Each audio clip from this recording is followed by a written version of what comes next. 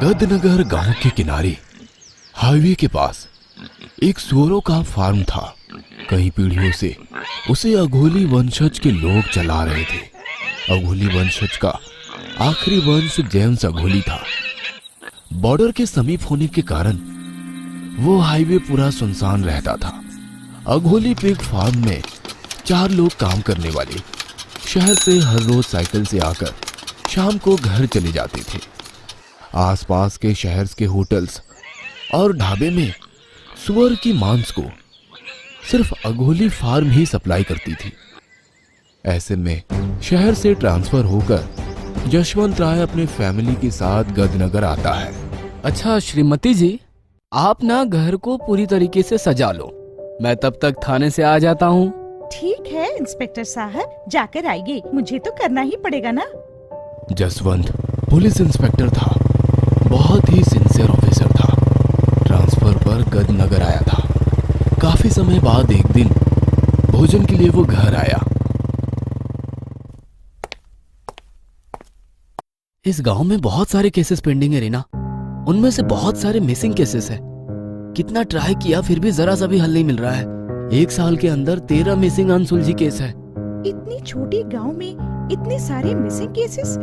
Teenage लड़कियों के लिए ये गांव सेफ नहीं है क्या? टीनेज लड़कियों के बारे में मैंने तुमसे कब कहा? मिस होने वालों में टीनेज लड़के, लड़कियां, मिडिल एज्ड, यहाँ तक कि बूढ़े लोग भी है।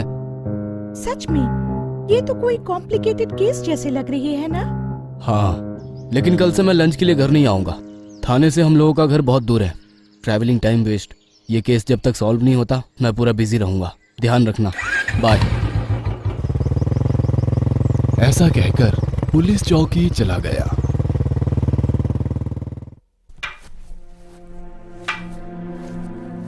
इतने में थाने पर एक बूढ़ी औरत आई। सर, मेरी पोती जया कल रात से दिखाई नहीं दे रही है। सहेलियों के घर हर जगह देखी पर कहीं नहीं है, कहीं नहीं। अयो। ठीक है दादी जी, आप घबराइए मत। मैं किसी भी तरह जया को खोजकर आपके घर पहुंचाऊंगा। आप जया की फोटो और डिटेल्स देकर जाइए। इंस्पेक्टर जसवंत हर तरफ से उस मिसिंग केसेस के लिए खोज रहा था, लेकिन कोई फायदा नहीं हुआ।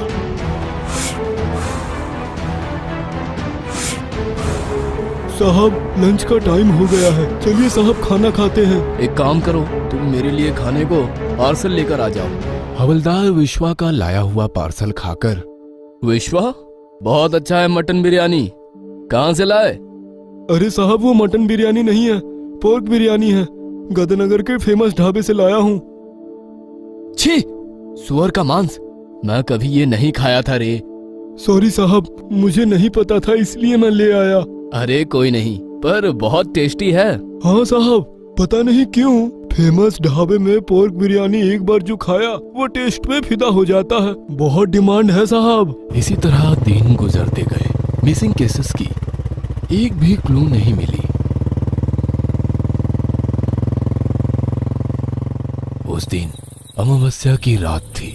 सुनसान रास्ते से एक व्यक्ति धोती पहनकर चलते हुए आया और आग जलाकर उसमें कुछ जड़ी बूटी डालकर आग के सामने बैठकर कुछ मंत्र पढ़ते हुए जाने से पहले खून का टीका लगाया हुआ वहीं रखकर चला गया। जाने के बाद उस आग से पास के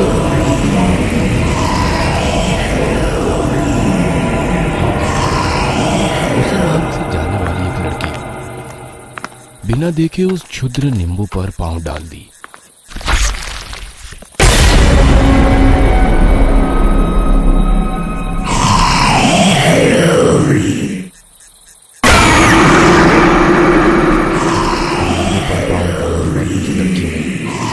पिशाच में प्रवेश कर गई।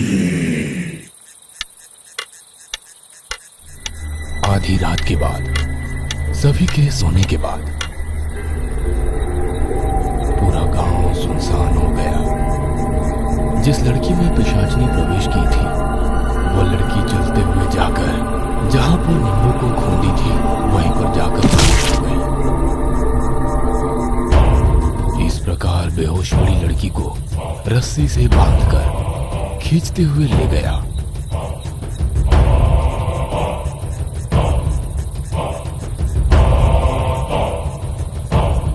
और फार्म हाउस में एक किनारे पर एक भयानक मूर्ति के पास रखकर कुछ मंत्र पढ़ने लगा।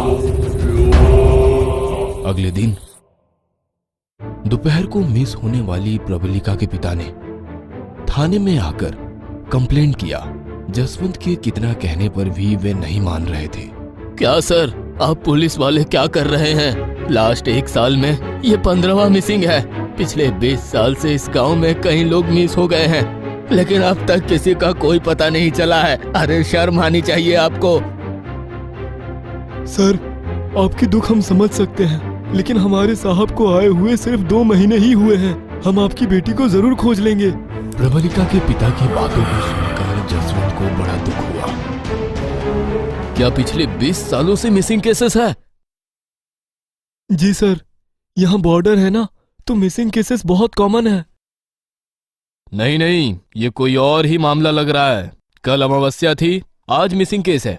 लास्ट महीने भी सेम अमावस्या थी, अगले दिन मिसिंग केस आई थी। तुम रिकॉर्ड रूम में जाकर पिछले 20 सालों की केसेस फाइल लेकर आओ, अर्जेंट। हवलदार की लाई हुई केस फाइल चेक करते हुए इंपॉर्टेंट फाइंडिंग्स अभी नोट करने लगे। शाम होने को आ गई। साहब, सुबह से आपने कुछ नहीं खाया है, बिना लंच किए ही काम कर रहे हैं। कम से कम डिनर के लिए पार्सल लेकर आऊं सर? नहीं विश्वा, तुम जाकर 1989 में अरेस्ट हुए मित्रा अघोली केस फाइल लेकर आओ। साहब, रात के 10 बज रहे हैं ना, रिकॉर्ड रूम लॉक करके रिकॉर्ड असिस्टेंट चला गया है। ओके ओके, सुबह के लिए वो फाइल रेडी रखना, मैं जा रहा हूँ, बहुत भूख लगी है। घर जाते जाते बीच रास्ते पर फेमस ढाबा से पोर्क बिरयानी पार्सल करके घर ले गया।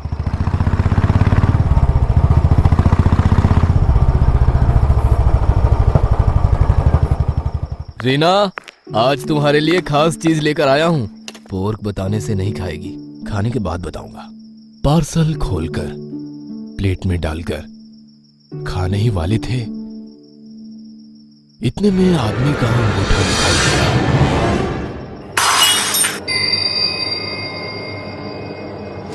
फेमस ढाबा।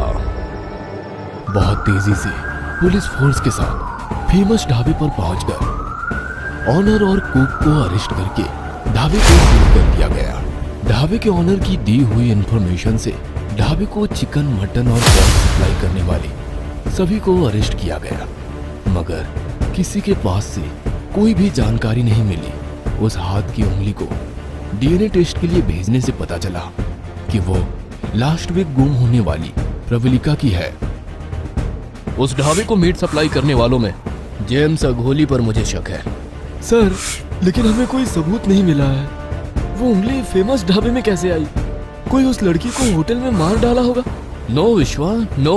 1989 केस फाइल में मित्रा अघोली, अभी जेम्स अघोली, दोनों के फैमिली के नाम एक ही है, ध्यान दिया? ये जेम्स कोई और नहीं, मित्रा अघोली का पोता है। 1989 में Stella goat and pig farm owner को मित्रा अघोली ने मारने की कोशिश की है, ऐसी कंप्लेंट हुई थी।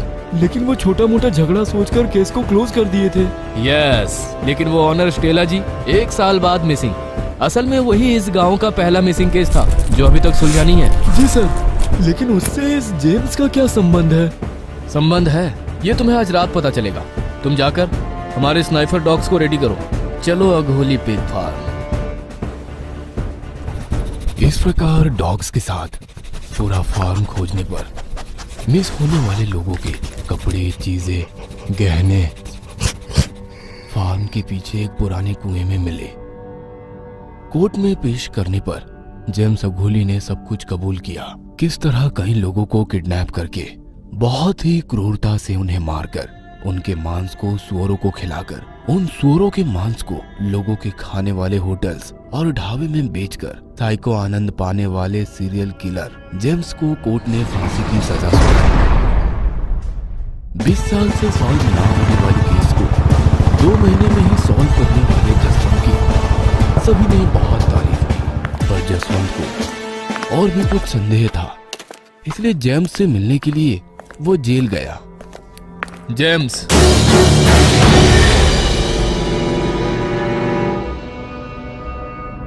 ना तुम सीरियल किलर हो ना ही तुम साइको हो, लेकिन ये हत्या तुमने ही की है ये पता है। असल में उतने लोगों को तुमने क्यों मारा? मेरी फांसी की सजा में और 42 दिन बाकी है, मगर वो प्रेत मुझे नहीं छोड़ेगी।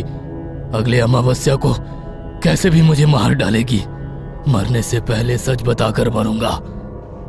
हमारे दादा के जमाने से लेकर हमारा ही इस गांव में टॉप पोर्क फार्म था, लेकिन हमारे परिवार से अलग होकर स्टेला, प्रिया और देवा ने अलग अलग ऑन फार्म खोले। मेरे दादा को ये अच्छा नहीं लगा और उन लोगों से उन्होंने झगड़ा किया, पर स्टेला लोग उनके ऊपर मर्डर का केस लगाकर उन्हें जेल भिजवा दिए। मेरे दादाजी बदले की आग में जल रहे थे। जेल में दीना तांत्रिक से परिचय हुआ और उसके पास चिलंगी नामक क्षुद्र विद्या सीखे। हम जिसे पसंद नहीं करते उसके ऊपर इस विद्या का प्रयोग करके चिलंगी पिशाच को उनके ऊपर प्रयोग करने से वो पिशाच उन्हें मार डालती है। व्यापार में जो भी हमारे मुकाबले में आता था, हम सभी को उसी प्रकार चिलंगी पिशाच के प्रयोग से मार डालते थे। लेकिन उस क्षुद्र विद्या को सीखने से उस चिलंगी पिशाच को हर अमावस्या को किसी न किसी की बलि देकर उसकी भूख मिटानी होती थी, वरना जो उस विद्या को सीखता है उसी को ही वो खा जाती है। इसलिए तभी से लेकर हर अमावस्या को चिलंगी की दी हुई नींबू को रोड पर रखकर क्षुद्र पूजा करता हूँ। जो उसे खूंदता है उसे वो पिशाच उसमें प्रवेश करके हमारे पास लेकर आ जाती है। वो चिलंगी पिशाच बाल, बोटियां, खून, अंग, चर्म, हड्डियां सब खाकर सिर्फ मांस को छोड़ देती है। उतने मांस को जलाने से उसकी बू सुनकर सभी को पता चल जाएगा और दफनाया तो कुत्ते और सियार खोदकर बाहर निकाल दिए तो हम पकड़े जाएंगे। इसलिए जब हमारे काम वाले चल जाते थे तब सुअरों को दाने में मिलाकर खिला देते थे। दीना तांत्रिक से मेरे दादा से मेरे पिताजी से मैं उस चिंगली विद्या को सीखे। एक बार जब कोई नहीं मिला तो मेरे दादा को और मेरे पिताजी को ही चिंगली प्रयोग करके मैंने मार डाला। मैं उनको मारना नहीं चाहता था, लेकिन जीवित रहने के लिए मैंने उन्हें मार डाला। अमावस्या के दिन उसने जिस चिंगली को पाला पोषा था उसी ने उसकी बलि ली।